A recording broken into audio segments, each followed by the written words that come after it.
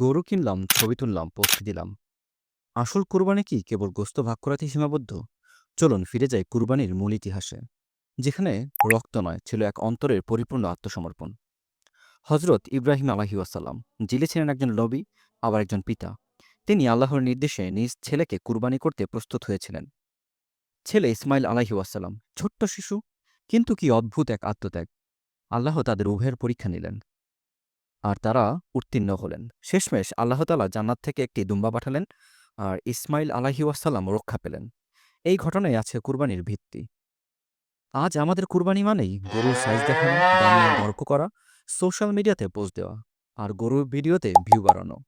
কেউ কেউ আবার হালাল ও নিয়ম ভুলে শুধু বড় দেখে গরু কিনে। এই যেন আত্মত্যাগ নয়, প্রতিযোগিতা। আসল কুরবানি মানে নিজের চাওয়া কেটে ফেলা আল্লাহর সন্তুষ্টির জন্য।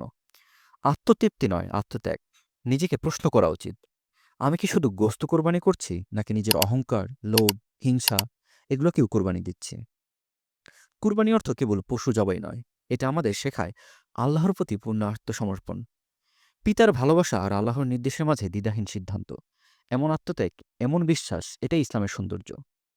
চলুন এবার আমরা শুধু পশু না, নিজের ভেতরে হিংসা, অহংকার, গর্ব, এই সব পশুকেও কুরবানি দেই। কুরবানির দিন কেবল উৎসব নয়, এটা একটা আত্মশুদ্ধির দিন। আমরা যেন ভুলে যাই আল্লাহর কাছে পশুর মাংস বা রক্ত পৌঁছায় না, পৌঁছায় কেবল তাকওয়া। সূরা হজ আয়াত নম্বর ৩৭। আপনার যদি এই ভিডিওটি ভালো লাগে শেয়ার করুন, যেন সবাই কুরবানির আসল অর্থ বুঝতে পারে। সবাইকে ঈদ মোবারক।